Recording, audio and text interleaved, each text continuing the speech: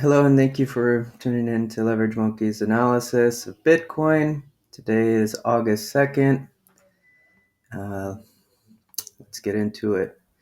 So, if you guys have been with me for a while, I talked about the triangle that moved into another triangle. Um, we went over a lot of stuff with the Wyckoff distribution and the possibility of a Wyckoff accumulation. We went over all of that. And a while back, I had a scenario that I came up with that we were going to follow this same breakout of this particular triangle. As you can see, it's pretty textbook of what happened last time. False breakout the bottom, go up. It came down and bounced, went up, bounced again on this uptrend line here. Then it finally broke, held here, then fell down, held again for some more, and then fell back down in front of the triangle. Similar pattern here, false breakout to the bottom, up. Didn't really make it back to the triangle, but it did test the uptrend line here. Came up here, tested the uptrend line again, came up here. Didn't make any higher high, fell back down now here. So if it follows the similar pattern that it did here, it will consolidate here for a while, drop back down. It looks like probably the 34, 36 range area. Do some more, and then possibly fall back down again, like was last time in front of the triangle. So never re-entering the triangle. That's if it follows this pattern. These two black lines here that you will see that I have up here. Let me get this out of the way. So some things that you should know. Back below the 100-day close, that's the blue line here. Bitcoin is back below the 100-day MA close. So that could start acting as resistance now. It broke through it, came back up. Looks like it never even, like it was testing it, but it broke up, never came back and retested it. Just went straight through. These two, if you look here, if you ever see something like this, where it just goes up and then goes like that, first off, people will say that's an M top, but that's an up thrust and then another up thrust. Those two up thrusts are usually distributions. That's what I've noticed is when we get the two up thrusts like that, it tends to be distributions. So that's why I get more cautious when I see those two up thrusts like that, the M top. It's usually a sign that they're distributing, they're selling. So, some commentaries. Somebody bought 10,000 bitcoins down here, up here. Somebody said that they pretty much distributed all of them. So, yeah, looks like somebody made some good money. We don't know what their intentions are, but they were using different algorithms to pump the price here on the momentum trade. If you guys were with me, I bought down here, shot up to here, I think it was. I sold, and then I bought back again here, and then we shot up here. I sold, and then I bought again here and sold here. Within here, I did 5 trades. This whole particular short squeeze, I did about 12 trades. And there's about 4 losers in those 17 trades. But overall, very good money. If you were here last, what was it, Thursday, Friday, Saturday, I was talking about the short squeeze with the FTX whale and the perp contracts, the manipulation that was going on. I talked about all that, and I talked about that we were going to probably short squeeze, and we did, $1.2 billion. So now, what we're at now is I drew this trend line here from the top down, and it looks like Bitcoin is holding this line as support for now and testing the 100-day. So the range pretty much is at the moment, go down, test this green line as support, this trend line, go back up, break through the 100-day, or test the 100-day and get rejected. As you see, it's kind of getting a little bit weaker. We're going to have to, this candle's not finished, so I can't really say that, but it looks like it's getting weaker. We'll have to wait and see. This candle has only got, so I'm on the 4 hour, so this candle still has 42 minutes, but it looks like it's getting weaker. So it's probably going to possibly walk this trend line down before it breaks, or if it's an accumulation, it will shoot back up. So watching that right now to see, but the break below 40K really lost some confidence. As you see that big red candle, lost some confidence. But if you look here, the break of this trend line, which is similar to this one, was a big red candle as well. And then there was 1, 2, 3, 4, 5. On the 5th 4 hour is when it went down for its second decline. And right now we're 4th, and we're at 41 minutes in. So the 5th one, this next one, if it follows that pattern, could take us down to the 36K range. So we'll probably drop down to either this black line here, which that line I've got from just going from the all-time high down, trying to get as many touches. There's been a lot of people say, hey, you need to either take the wicks or you need to take the candle. And they argue over who's correct, who's not. A lot of professional traders, they try to do whatever's the most touches. So that's pretty much what I do. I'll get some wicks and some not, but I don't really try to do in the 4 hour or 1 hour. I usually go up to the 1 day, and then I do it there. If you see, I got the wick here, the wick there, through the body there, the top of the candle there, the wick there, and then these two are pretty much chop, but then you got the touch there.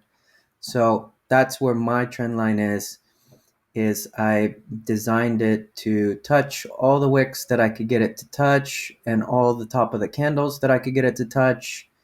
We have some that didn't get anything really, went straight through or straight through the wick. But this is, to my opinion, the most accurate one right here, because I went ahead and did all that.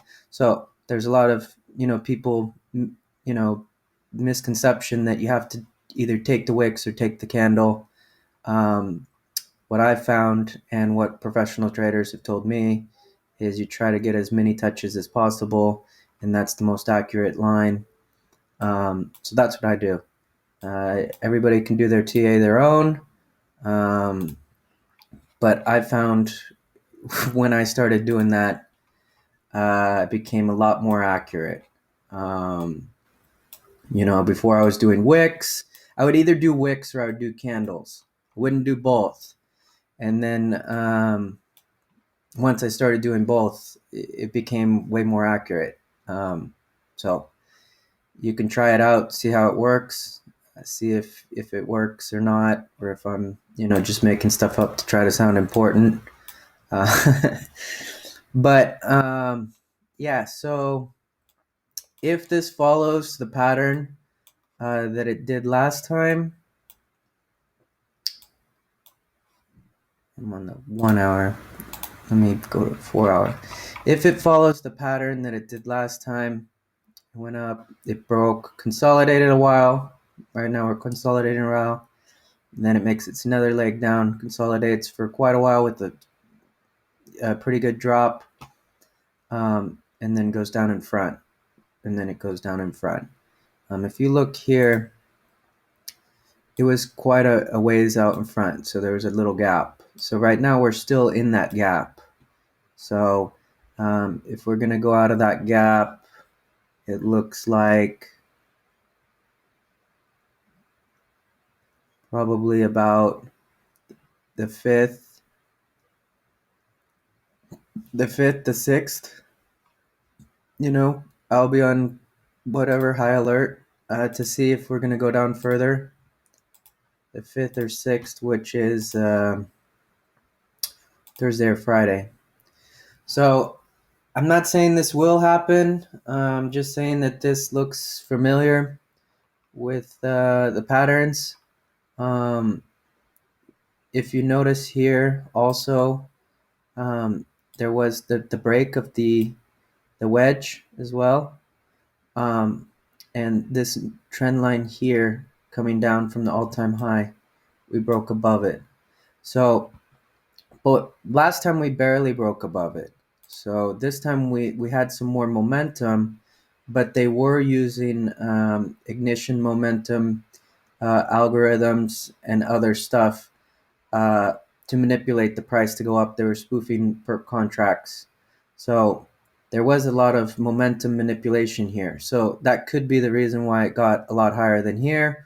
Or this could be a beginning of an uptrend, and this is potentially following this pattern, but it's going to go back down and they're going to accumulate some more and go back up. That's possible as well.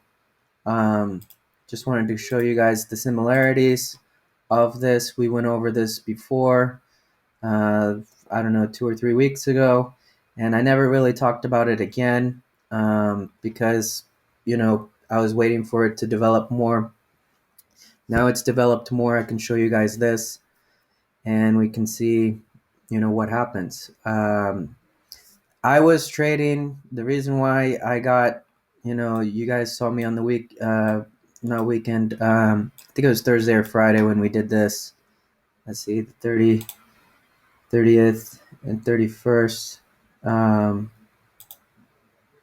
Yeah, Friday and well, pretty much Friday and Saturday. You guys saw me here on Thursday, and you saw me here on Friday and Saturday. Where I got these two black lines was from the Wyckoff accumulation pattern. I tried to line it up as much as possible. Most people on YouTube with the Wyckoff accumulation pattern, they had their black lines in here. I went over their work and looked at it and said, that doesn't look correct to me. I'm going to go ahead and rework their work, and I did.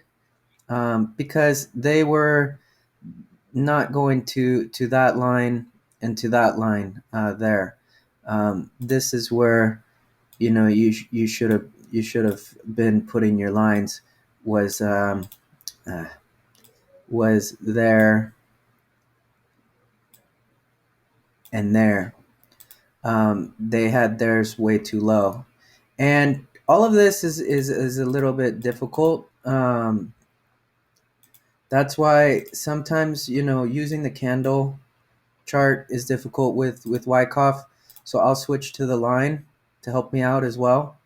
To try to get more accurate, I'll switch to the line graph, and it helps me out some because the wicks will throw you off on some stuff because the wicks will just be so long, and then another one's so long, and then you're like, well, that one's longer than that one, and it's not supposed to be. Like, what's going on? This isn't a Wyckoff.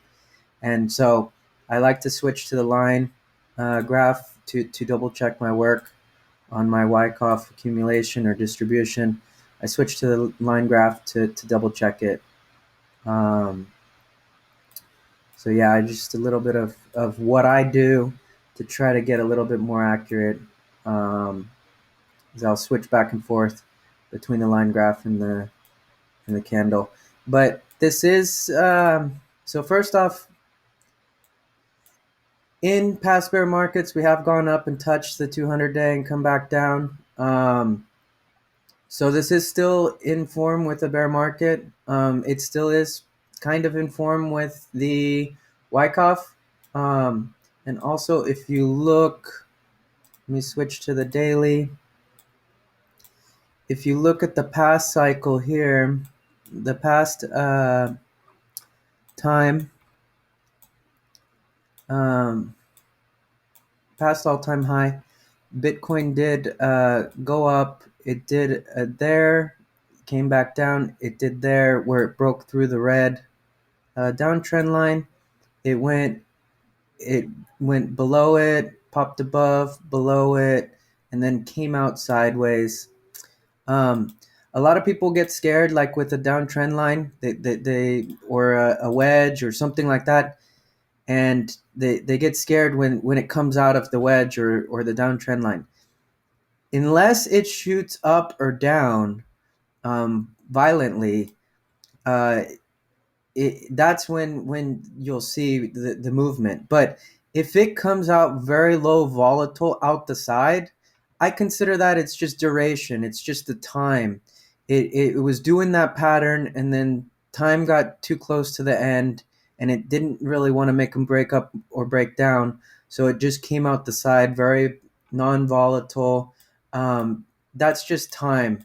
That's not really that it was going to do a volatile move. It was just it ran out of time in that pattern, and that pattern is kind of I guess you would call it invalidated, or it's not wasn't as important that you thought it was. That's a lot of people make these patterns and stuff like that, and they get all amped up that some big move's going to happen up or down, and then it goes sideways out of a wedge or something, and they short, and then they get wrecked. And so if it goes out sideways very non-volatile, it could just be the time. It ran out of time for that pattern, or it wasn't really a pattern that it was trying to do, but people were trying to make it a pattern that it wasn't.